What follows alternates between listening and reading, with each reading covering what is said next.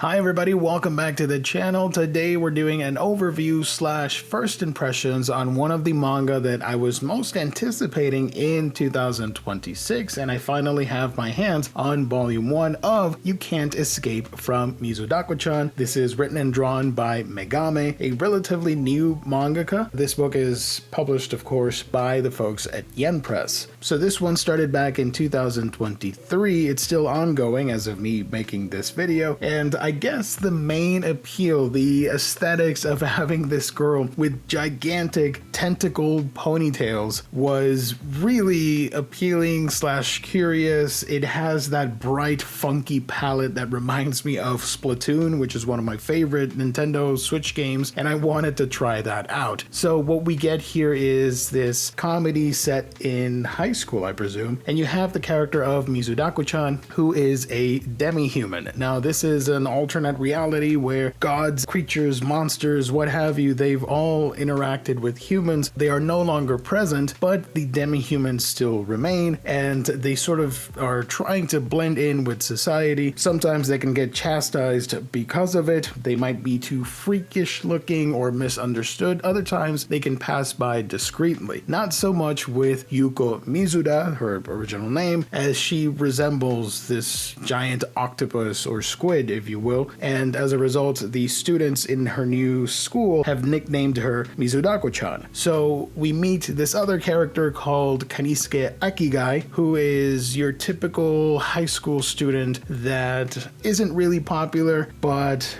doesn't let that get to him. He's pretty down to earth, pretty chill, and is actually a good guy. He wants to help out other fellow students if need be, and he sees the awkwardness of Mizudako-chan as she's trying to fit in with the students, but they might be a little bit too obsessed, specifically some of the other girls in class, of, you know, here's this new student, she's very different, looking through the lens of this exotic person that has just arrived, not understanding that feelings might be hurt, or completely misreading Mizudako-chan's intentions and her speech when it comes to speaking with the students and teachers and all that. So Akigai sees this awkwardness and is trying to help, and as a result, he's going to form this friendship and bond with Mizudako-chan, and they're gonna go off on silly adventures, eventually with other demi-humans being introduced. Mizudako-chan has this strange, funny ability where the strength of her emotions is reflected on the people around her, and by that I mean there's a scene where Akigai helps her out by picking out some books in the library and understanding her origins and relations to real-life octopus and squids and stuff like that to sort of better understand her and her abilities and whatnot. And she sees this kind gesture and gets a little bit embarrassed. As a result, the tip of her ponytail gets all reddish, which they make the joke that it looks like a cooked tentacle, that you're about to eat it. But her flustered nature causes Akigai's head to transform to that of a octopus. And though the effect is temporary, it does lead to some comedic moments as he's trying to hide and let time pass so the effect wears off. I think one of the strongest points in this first volume is Mizudako-chan herself. I love that she, as you're seeing here in the pages of the book, she is sweet, charming, cute, but also terrifying and awkward. There's this way where her being misunderstood and sort of unintentionally embracing her demi-human side leads to some comedic moments where instead of being cute, she's more mysterious and kind of scary looking as sort of this Lovecraftian devilish figure that is in school and might kidnap somebody, sort of them being spirited away as a result. That leads to some very humorous interactions with Akigai, who sees that but knows that Mizudako-chan is a kind young girl and wouldn't actually go through with it, quote unquote. There are other side characters that, at least in this first volume, aren't too exciting or anything to write home about. They're just okay. hopefully they do evolve past the first volume in the other upcoming chapters. As a younger kid, Mizudako-Chan was teased and bullied because of her looks. Other demi-humans, like I mentioned, they can sort of blend in with society. She stands out a little bit too much, which led to some rejection and bullying. As a result, she's sort of become an introvert, and it just so happens that the tentacles are so huge that sometimes her not responding to other people might seem rude, but it's just the fact that she can't hear. So she has to lift up her tentacles with her arms, and as a result,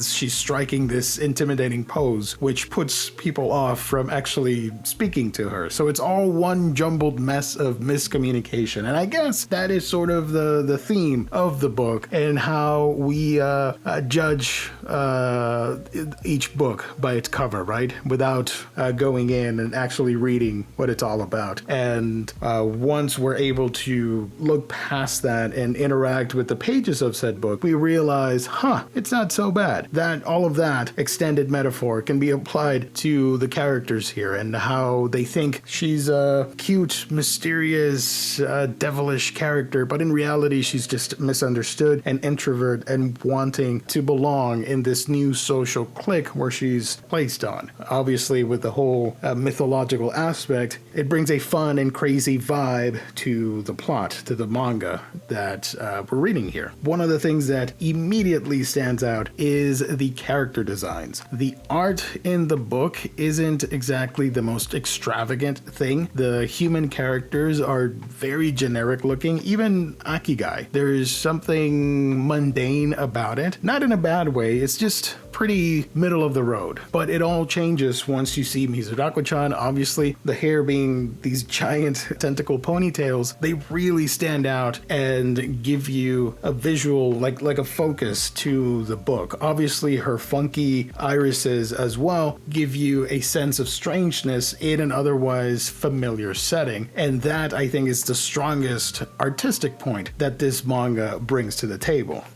Every scene with Mizudako-Chan I find extremely interesting and visually appealing, reminding me of games like Splatoon, which I mentioned earlier, and how colorful, distinct, and vibrant that game is. I think the character brings that to the story here. Megame does a really good job. I think it is completely intentional to have sort of book emulates the day-to-day life, and all of a sudden this weird girl brings your attention to the story and keeps you hooked in. So I really hope that volume 2 keeps up the pace and does things to shake it up with the scenes and side characters that might be introduced, other demi-humans, stuff like that.